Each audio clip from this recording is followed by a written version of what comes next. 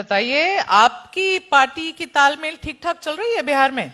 क्योंकि बुलडोजर का एक्शन बड़ा देखा जा रहा है आजकल, और घर जिनके टूट रहे हैं उन लोगों को दलित और महादलित के जैसा आइडेंटिफाई किया जा रहा है। विजय सिन्हा जी का स्टेटमेंट में सुन रही थी, उन्होंने कहा बिल्कुल चलेंगे बुलडोजर। और फिर आपके मंत्री की स्टेटमेंट में सुन रही थी संजय पासवान जी की, उन्होंने कहा ऐसा थोड़ी होता है, सरकार बुलडोजर थोड़ी चलाने आती है।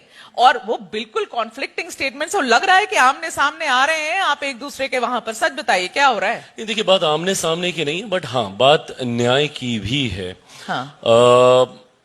मैं ये मानता हूं कि कई बार कड़े कदम उठाने की जरूरत पड़ती है व्यवस्था को स्थापित करने के लिए। कई बार कई जगह अतिक्रमण की वजह से विकास के कार्यों में गतिरोध पैदा हुए हैं। कई बार सरकार ने ही नहीं बल्कि न्यायालय के द्वारा भी दिशा निर्देश दिए गए हैं कुछ स्थानों पर हुए अतिक्रमण को हटाने को लेकर।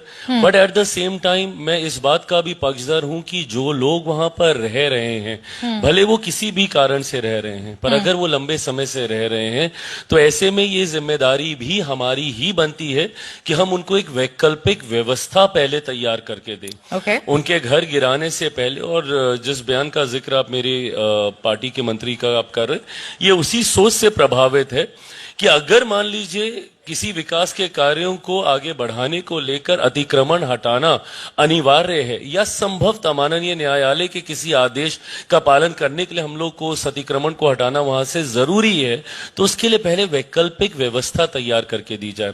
रातों रात ठंड के मौसम में किसी का घर तोड़कर उनको सड़क पे फेंक देना, मैं नहीं मानता तो कि नहीं माने हैं आपको डिसीजन विजय सिन्हा जी का?